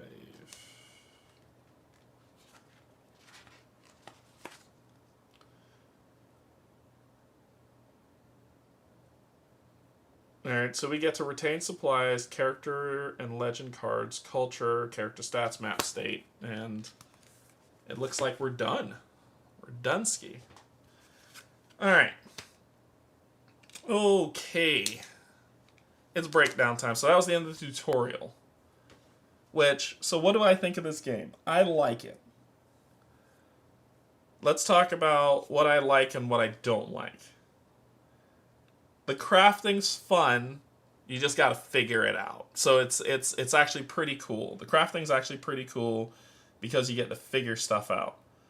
Taking injuries actually isn't so bad either. It does hinder you, but not to the extent that makes the game feel like it's taking away from you or feeling encumbered or not feeling fun. So positives. The crafting system is fun. It's just you gotta try at it until you figure it out, and go out and get more resources and come back and do a bunch of stuff till you figure it out. Since the tutorial kind of had us just kind of meandering around, I probably would say I hope that as I continue, I do want to continue to play this, but start over fresh now that I kind of got a sense of things. I hope that the game doesn't time box you, right? Like, I hope that the game lets you get the things in your own time. That's probably a better way to say it. It's kind of like that old JRPG thing where there's no timer. Once you get to an inflection point or a pivotal point, that's when the game state changes. So let me feel about the valley and do things and explore and do whatever I want to do to figure out how to craft, figure out how to do stuff. And then when I get to a point where I'm like, okay, I don't see myself having this type of thing, so I need to venture out, that's when I venture out and those inflection points happen. Like, let me chill the game. Is that a better way to say it? If it does that, this thing is a top contender. Yeah, I figured it's on rails. My only thing is, Steve, when the game opens up, when the game really opens up after the tutorial, I don't want to be on a timer. I think that's probably the better way to put it. Like, if winter's coming, then I understand the timer for winter, but this feels like one of those games that's kind of very chill, right? Let you progress the game as you play it. And what I meant by that, because I'll restate what I said earlier, what I meant by that is, let's say I want to just stay here and figure out crafting. I don't want to feel like I can't do that because in 6 turns, if I don't get to that space on the other end of the map, then my game is over, right? It should be like, okay, what I could craft, there's a gated limit on crafting because I can only craft so much things in my location. I need to venture out to find more materials, more sources, more resources to be able to help, so that makes me go resource hunt, and therefore the game can open up that way as I'm trying to figure it. Like, if I want to spend the entire game just being a crafter and figuring out crafting, let me do that. If the game does that, because remember, I've only played this as far as you all have seen, then this game could be a top contender. But if the game is like, alright, well, the game starts, you got 6 turns to get to this point over here, or else you fail. Then I'm like, okay, so I'm not going to craft, I'm going to go over here and see what this is so I don't expire the 6 turns before I die. That would be a little bit ick to me. But if I could just chill and learn and build, the game's fun. The action economy is actually pretty nicely created for scalability, right? It looks like if you're playing more than 2 players, you get 4 actions each, which is pretty cool. And if you're playing, it looks like if you're playing 3-player, you gain 4 health, and 4-player, you gain 3 health each, which makes sense because the crafting will work across. So this is well scaled. I never felt like... I always felt like I wanted to do something. I never felt like I wasted any time because I was learning, right? For instance, with her, I was like, move here, do a forage, and then move back. I like the idea of saying you have to drink water or eat, not the pressure of you have to fish or hunt or you will die. Like, I like the thing of drink water or eat. I like that. The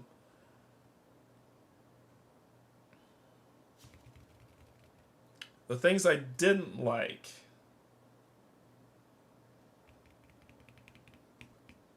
I will only speak of early game, because that's all I can speak to for early game. The things I didn't like was I could only roll 1 die. I saw here, the Cloudstone Club says that when I perform a strength test, I get to, I may roll an additional die, and that'll give you 2. So it sounds like this is like your punch strength, and as you start building up things, you start adding to the pool, which means you start becoming stronger. So I can only speak. I could speak for early game. This can, for a bad dice roller, this can be horrid. However, for what I think, late game it becomes a non-issue. I don't understand what this does yet. Or that, or this. That I understood from here, but I don't know if that's going to persist as you play. So I don't know what those are going to do to expand on the game. My hope is that these journey cards, that you get to add stuff to these journey cards instead of recycling the ones that are there. That's my hope. Same thing with the forest deck. My hope is that you get to add more cards to the forest deck. You get to add more cards to the night cards. Like, if these are evolving decks, then that's pretty cool. Yeah, I don't know what this stuff is for yet, because we didn't get there. The rule book. Oh my god. This...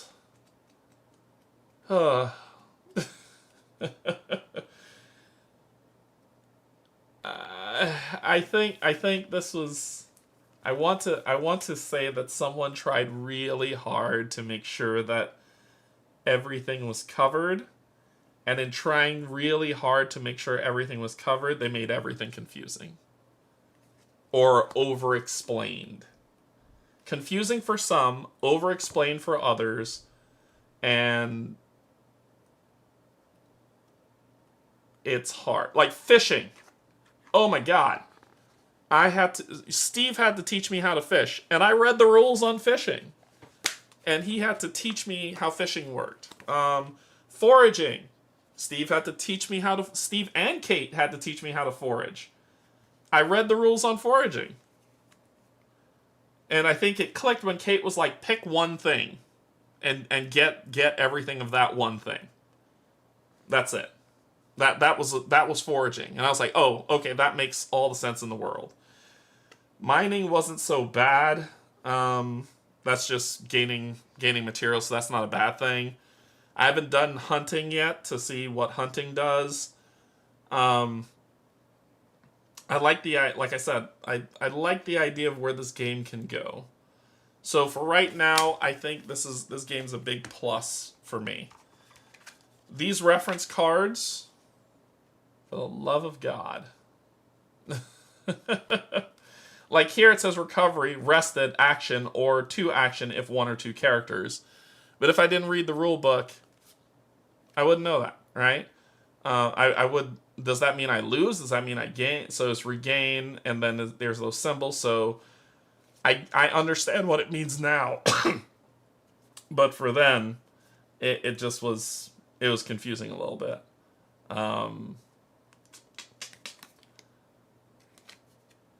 I think a little bit more could have gone into the quick references, honestly.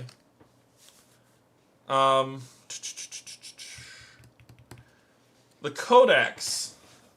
For people who don't like apps, this is your sanctuary. Like, enjoy, love it, live it, believe in it. It's everything that you've ever wanted.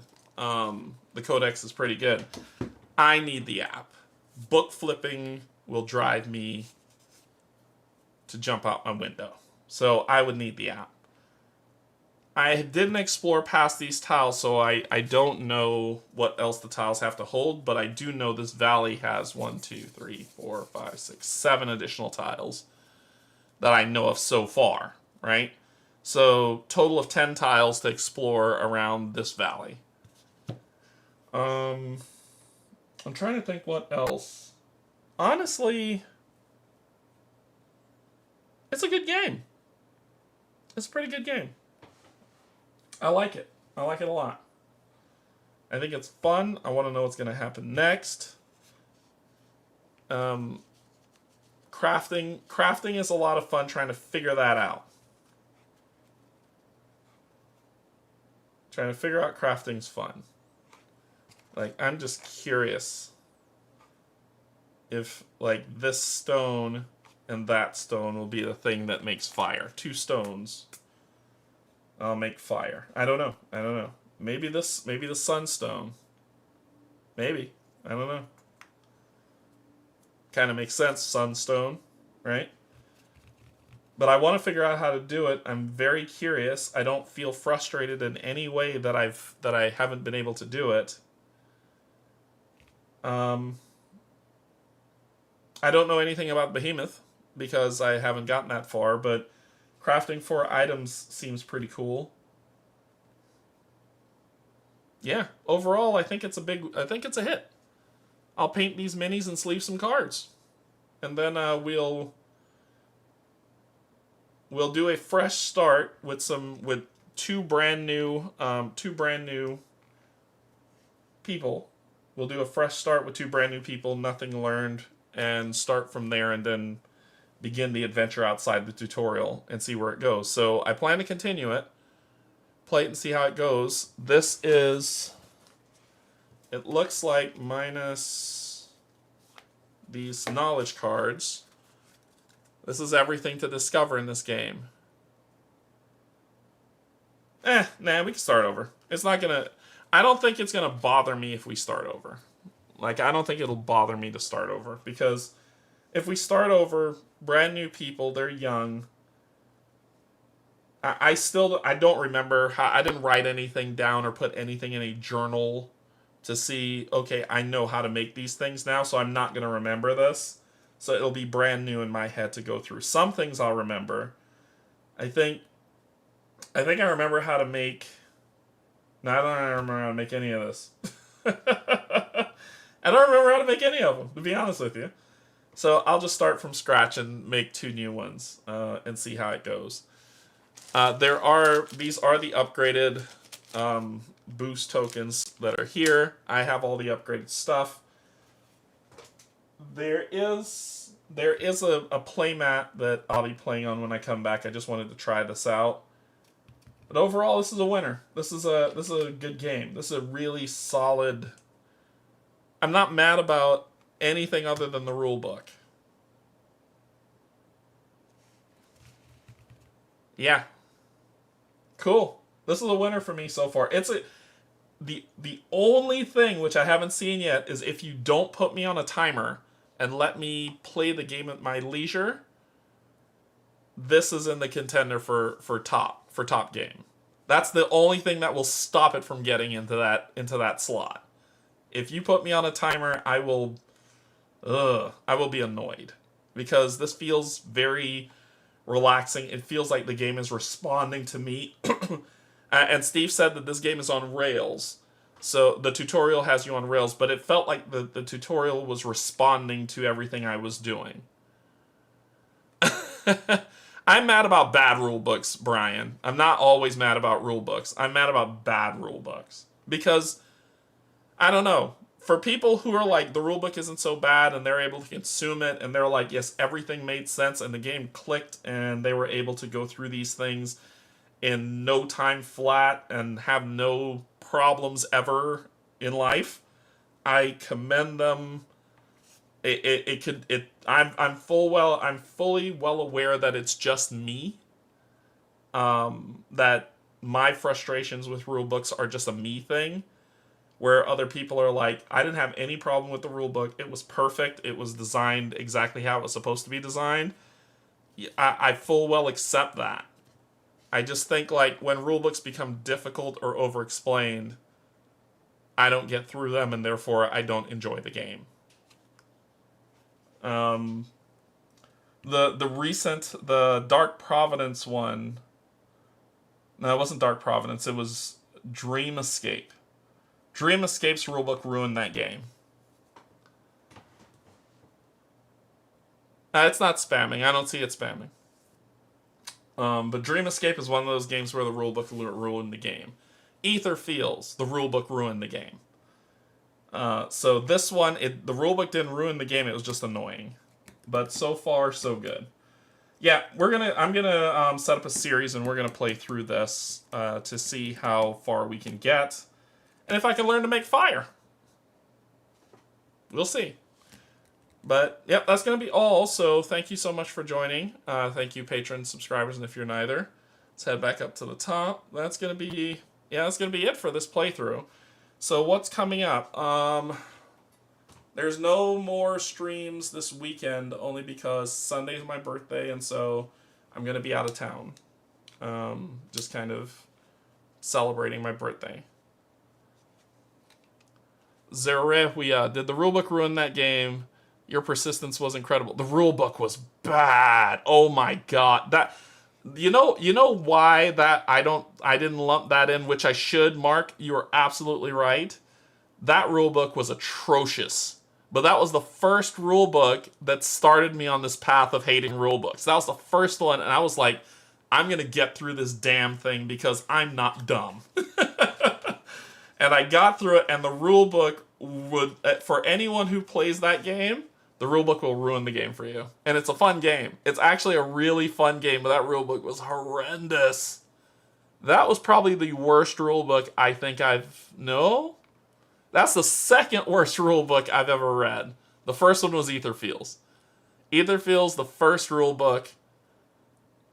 Ugh. And then when you get into the dream world, it just made it worse. I uncorked something. Yeah, Zerewia's, that was the second worst rulebook I've ever read in my life. The first one was Ether Fields. That rulebook sucked. Oh boy. Yeah.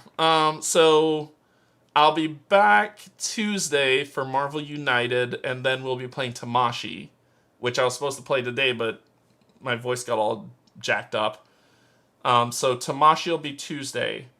Then Pac-Man and I have to finish Aeon's End. We have one more fight to play, and then we've caught up to the latest expansion, which is the Descent, to play through that, and then we're done. And then we're gonna move on. He and I said that we need to move on to Tidal Blades 2 because after that Aeon's End, because we have Tidal Blades 2 has been sitting on my shelf for a year and I haven't touched it. So we're gonna play that, and then if it's good or bad, I'll call that, and then we'll play something else. But I think Tuesdays I'm gonna start a series of Stonesaga and play through Stonesaga and see how it is. So we'll see how it goes. But yeah, that's gonna be all. Thank you so much, everybody, for joining. Yeah, I will see you all next week. Until then, I love you, and there's absolutely nothing you can do about it. Bye bye.